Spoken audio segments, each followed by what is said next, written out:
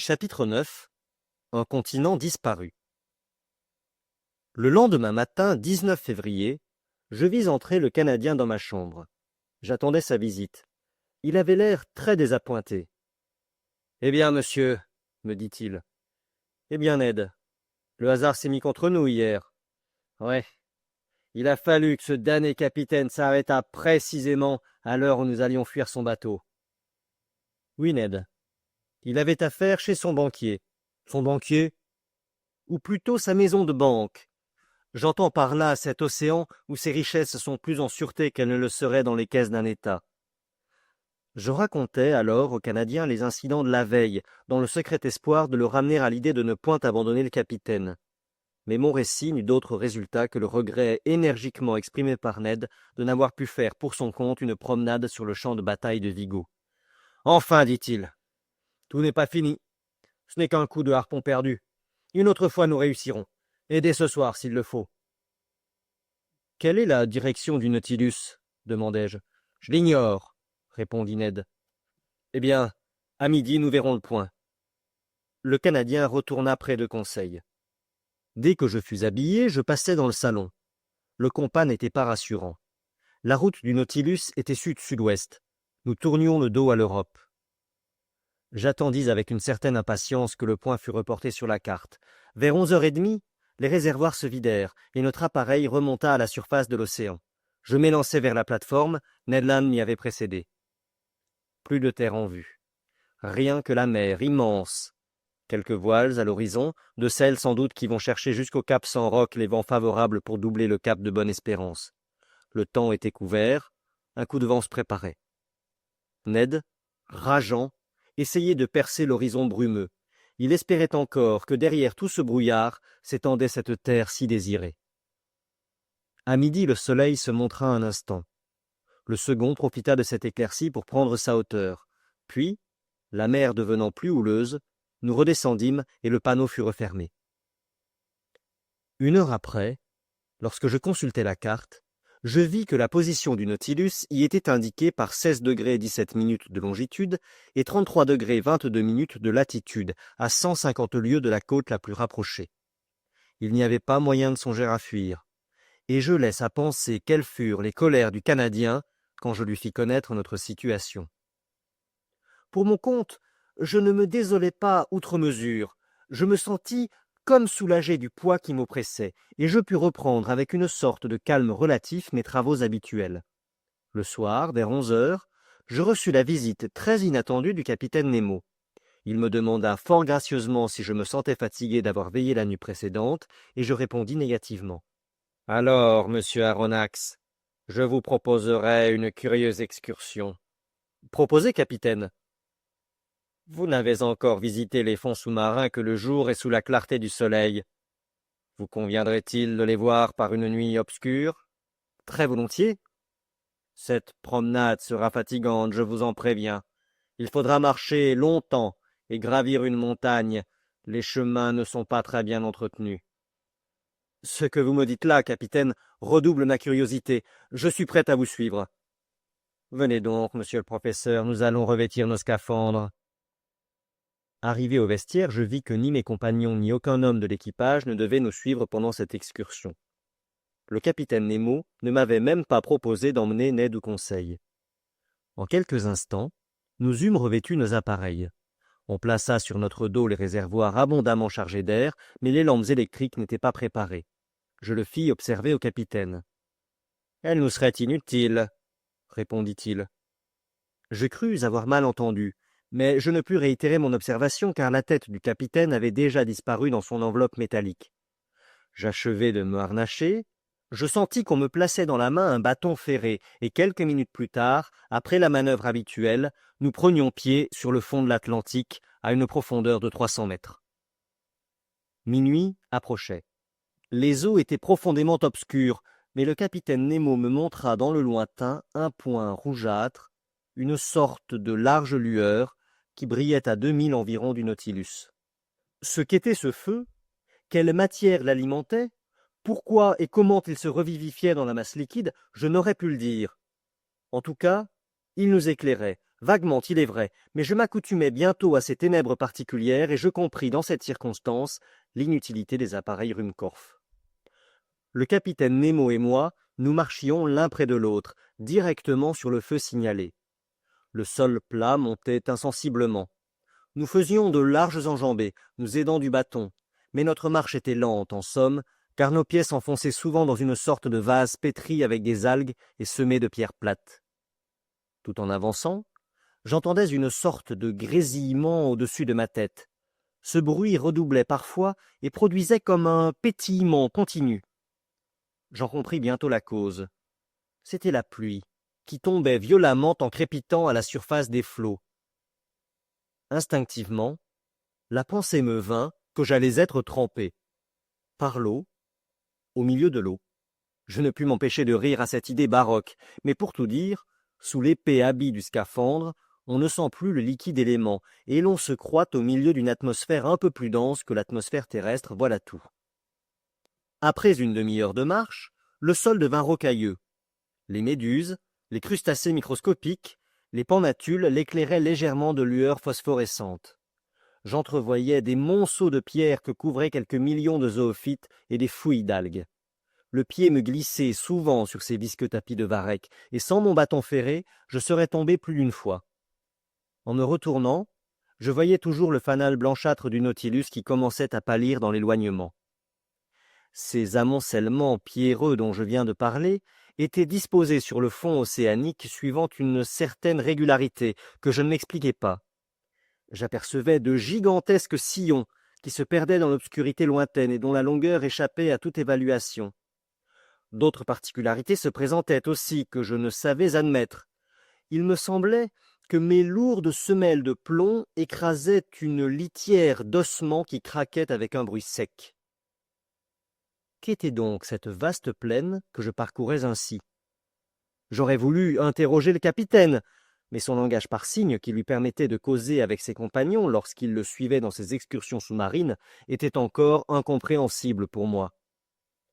Cependant, la clarté rougeâtre qui nous guidait s'accroissait et enflammait l'horizon. La présence de ce foyer sous les eaux m'intriguait au plus haut degré. Était-ce quelque effluescence électrique qui se manifestait?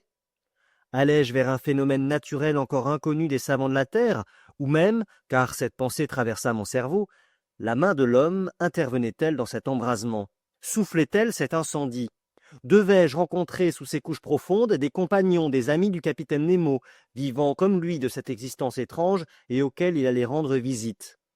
Trouverais-je, là-bas, toute une colonie d'exilés qui, là des misères de la terre, avaient cherché et trouvé l'indépendance au plus profond de l'océan?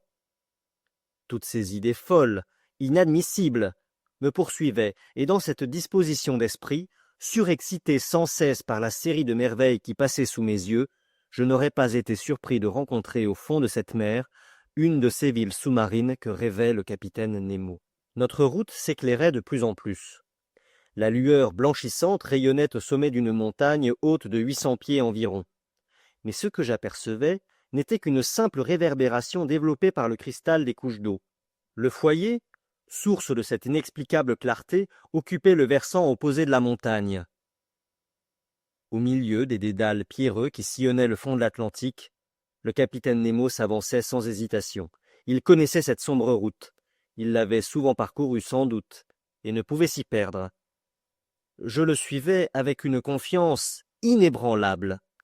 Il m'apparaissait comme un des génies de la mer, et quand il marchait devant moi, j'admirais sa haute stature qui se découpait en noir sur le fond lumineux de l'horizon. Il était 1 heure du matin. Nous étions arrivés aux premières rampes de la montagne. Mais pour les aborder, il fallait s'aventurer par les sentiers difficiles d'un vaste taillis.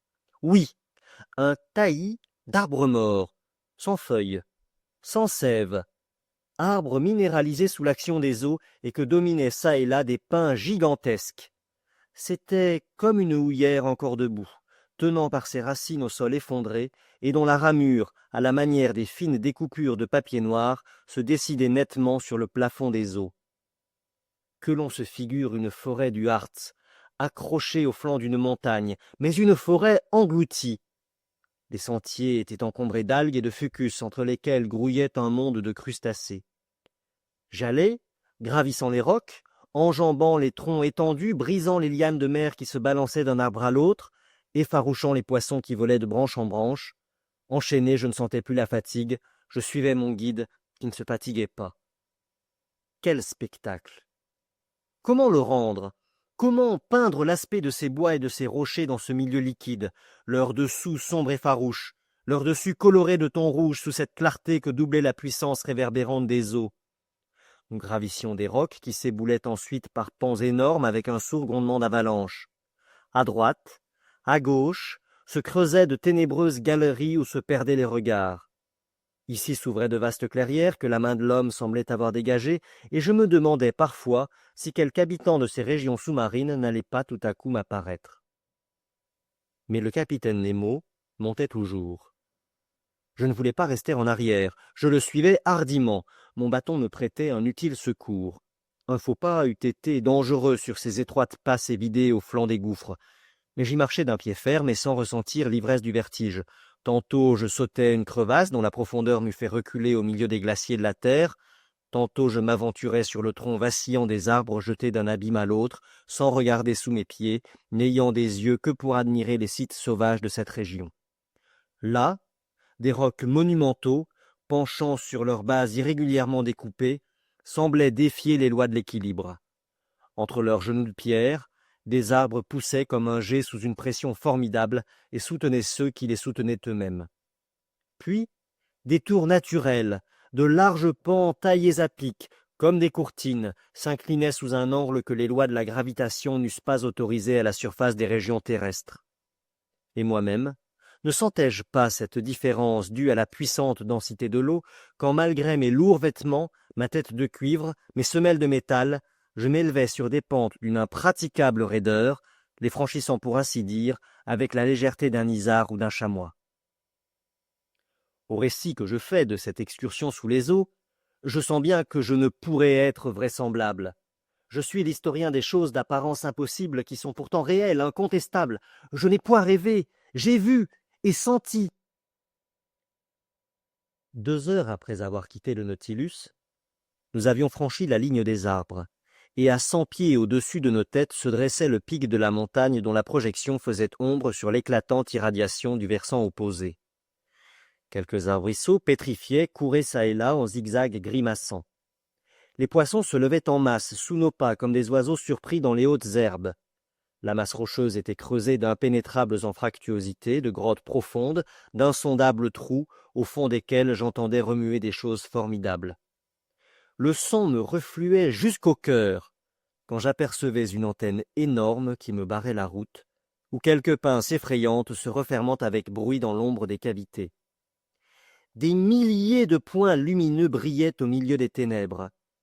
C'étaient les yeux de crustacés gigantesques, tapis dans leur tanière, des homards géants se redressant comme des hallebardiers et remuant leurs pattes avec un cliquetis de ferraille, des crabes titanesques, braqués comme des canons sur leur affût, et des poulpes effroyables, entrelaçant leurs tentacules comme une broussaille vivante de serpents.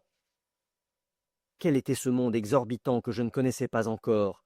À quel ordre appartenaient ces articulés auxquels le roc formait comme une seconde carapace? Où la nature avait-elle trouvé le secret de leur existence végétative? Et depuis combien de siècles vivaient-ils ainsi dans les dernières couches de l'océan? Mais je ne pouvais m'arrêter. Le capitaine Nemo, familiarisé avec ces terribles animaux, n'y prenait plus garde. Nous étions arrivés à un premier plateau où d'autres surprises m'attendaient encore. Là se dessinaient de pittoresques ruines qui trahissaient la main de l'homme, et non plus celle du Créateur. C'étaient de vastes amoncellements de pierres où l'on distinguait de vagues formes de châteaux, de temples, revêtus d'un monde de zoophytes en fleurs, et auxquels, au lieu de lierre, les algues et les fucus faisaient un épais manteau végétal. Mais qu'était donc cette portion du globe engloutie par les cataclysmes?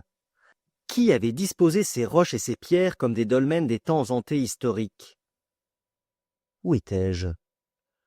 Où m'avait entraîné la fantaisie du capitaine Nemo? J'aurais voulu l'interroger. Ne le pouvant, je l'arrêtai. Je saisis son bras. Mais lui, secouant la tête, et me montrant le dernier sommet de la montagne, sembla me dire « Viens, viens encore, viens toujours ». Je le suivis dans un dernier élan, et en quelques minutes, je gravis le pic qui dominait d'une dizaine de mètres toute cette masse rocheuse. Je regardais ce côté que nous venions de franchir. La montagne ne s'élevait que de 700 à 800 pieds au-dessus de la plaine, mais de son versant opposé, elle dominait d'une hauteur double le fond en contrebas de cette portion de l'Atlantique. Mes regards s'étendaient au loin et embrassaient un vaste espace éclairé par une fulguration violente. En effet, c'était un volcan que cette montagne. À 50 pieds au-dessous du pic, au milieu d'une pluie de pierres et de scories, un large cratère vomissait des torrents de lave qui se dispersaient en cascades de feu au sein de la masse liquide. Ainsi posé, ce volcan, comme un immense flambeau, éclairait la plaine inférieure jusqu'aux dernières limites de l'horizon. J'ai dit que le cratère sous-marin rejetait des laves, mais non des flammes. Il faut aux flammes l'oxygène de l'air, et elles ne sauraient se développer sous les eaux. Mais des coulées de lave qui ont en elles le principe de leur incandescence peuvent se porter au rouge blanc, lutter victorieusement contre l'élément liquide et se vaporiser à son contact. Des rapides courants entraînaient tous ces gaz en diffusion, et les torrents laviques glissaient jusqu'au bas de la montagne, comme les déjections du Vésuve sur un autre Torre del Greco. En effet, là, sous mes yeux, ruinée, abîmée, jetée bas, apparaissait une ville détruite. Ses toits effondrés, ses temples abattus, ses arcs disloqués, ses colonnes gisant à terre, où l'on sentait encore les solides proportions d'une sorte d'architecture toscane. Plus loin, quelques restes d'un gigantesque aqueduc. Ici, l'exhaussement empâté d'une acropole, avec les formes flottantes d'un Parthénon. Là, des vestiges de quais, comme si quelque antique port eût abrité jadis sur les bords d'un océan disparu les vaisseaux marchands et les trirèmes de guerre. Plus loin encore, de longues lignes de murailles écroulées, de larges rues désertes, toute une Pompéi enfouie sous les eaux, que le capitaine Nemo ressuscitait à mes regards. Où étais-je? Où étais-je? Je voulais le savoir à tout prix. Je voulais parler. Je voulais arracher la sphère de cuivre qui emprisonnait ma tête. Mais le capitaine Nemo vint à moi et m'arrêta d'un geste. Puis ramassant un morceau de pierre crayeuse, il s'avança vers un roc de basalte noir et traça ce seul mot, Atlantide. Quel éclair traversa mon esprit! L'Atlantide, l'ancienne Méropide de Théopompe, l'Atlantide de Platon, ce continent nié par Origène, Porphyre, Jamblique, D'Anville, Maltebrun, Humboldt, qui mettait sa disposition au compte des récits légendaires, admis par Posidonius, Pline, Ammien Marcellin, Tertullien, Engel, Scherer, Tournefort, Buffon et Davzac, je l'avais là sous les yeux, portant encore les irrécusables témoignages de sa catastrophe. C'était donc cette région engloutie qui existait en dehors de l'Europe, de l'Asie, de la Libye, au-delà des colonnes d'Hercule où vivait ce peuple puissant des Atlantes contre lequel se firent les premières guerres de l'ancienne Grèce. L'historien qui a consigné dans ses écrits les hauts faits de ces temps héroïques, c'est Platon lui-même. Son dialogue de Timée et de Critias a été, pour ainsi dire, tracé sous l'inspiration de Solon, poète et législateur. Un jour, Solon s'entretenait avec quelques sages vieillards de Saïs, ville déjà vieille de 800 ans, ainsi que le témoignaient ses annales gravées sur le mur sacré de ses temples. L'un de ces vieillards raconta l'histoire d'une autre ville plus ancienne de 1000 ans. Cette première cité athénienne, âgée de 900 siècles, avait été envahie et en partie détruite par les Atlantes. Ces Atlantes, disait-il, occupaient un continent immense, plus grand que l'Afrique et l'Asie réunies, qui couvrait une surface comprise du 12e degré de latitude au 40e degré nord. Leur domination s'étendait même à l'Égypte. Ils voulurent l'imposer jusqu'en Grèce, mais ils durent se retirer devant l'indomptable résistance des Hellènes. Des siècles s'écoulèrent. Un cataclysme se produisit, inondations, tremblements de terre. Une nuit et un jour suffirent à l'anéantissement de cette Atlantide, dont les plus hauts sommets, Madère, les Açores, les Canaries, les îles du Cap-Vert, émergent encore. Tels étaient ces souvenirs historiques que l'inscription du capitaine Nemo faisait palpiter dans mon esprit. Ainsi donc, conduit par la plus étrange destinée, je foulais du pied l'une des montagnes de ce continent. Je touchais de la main ces ruines 1000 fois séculaires et contemporaines des époques géologiques. Je marchais là même où avaient marché les contemporains du premier homme. J'écrasais, sous mes lourdes semelles, ces squelettes d'animaux des temps fabuleux que ces arbres maintenant minéralisés couvraient autrefois de leur ombre. Ah, pourquoi le temps me manquait-il? J'aurais voulu descendre les pentes abruptes de cette montagne, parcourir en entier ce continent immense qui sans doute reliait l'Afrique à l'Amérique, et visiter ces grandes cités antédiluviennes. Là, peut-être, sous mes regards, s'étendait Makimos la guerrière, Eusébès la pieuse dont les gigantesques habitants vivaient des siècles entiers et auxquels la force ne manquait pas pour entasser ces blocs qui résistaient encore à l'action des eaux. Un jour peut-être, quelque phénomène éruptif les ramènera à la surface des flots, ces ruines englouties. On a signalé de nombreux volcans sous-marins dans cette portion de l'océan, et bien des navires ont senti des secousses extraordinaires en passant sur ces fonds tourmentés. Les uns ont entendu des bruits sourds qui annonçaient la lutte profonde des éléments, les autres ont recueilli des cendres volcaniques projetées hors des mers. Tout ce sol, jusqu'à l'équateur, est encore travaillé par les forces plutoniennes. Et qui sait si dans une époque éloignée, accrue par les déjections volcaniques et par les couches successives de lave, des sommets de montagnes ignivomes n'apparaîtront pas à la surface de l'Atlantique. Pendant que je rêvais ainsi, tandis que je cherchais à fixer dans mon souvenir tous les détails de ce paysage grandiose, le capitaine Nemo, accoudé sur une stèle moussue, demeurait immobile et comme pétrifié dans une muette extase. Songeait-il à ces générations disparues et leur demandait-il le secret de la destinée humaine? Était-ce à cette place que cet homme étrange venait se retremper dans les souvenirs de l'histoire et revivre de cette vie antique, lui qui ne voulait pas de la vie moderne? Que n'aurais-je donné pour connaître ses pensées, pour les partager, pour les comprendre? Nous restâmes à cette place pendant 1 heure entière, contemplant la vaste plaine sous l'éclat des laves qui prenaient parfois une intensité surprenante. Les bouillonnements intérieurs faisaient courir de rapides frissonnements sur l'écorce de la montagne. Des bruits profonds, nettement transmis par ce milieu liquide, se répercutaient avec une majestueuse ampleur. En ce moment, la lune apparut un instant à travers la masse des eaux et jeta quelques pâles rayons sur le continent englouti. Ce ne fut qu'une lueur, mais d'un indescriptible effet. Le capitaine se leva, jeta un dernier regard à cette immense plaine, puis de la main, il me fit signe de le suivre. Nous descendîmes rapidement la montagne. La forêt minérale une fois dépassée, j'aperçus le fanal du Nautilus qui brillait comme une étoile. Le capitaine marcha droit à lui, et nous étions rentrés à bord au moment où les premières teintes de l'aube blanchissaient la surface de l'océan.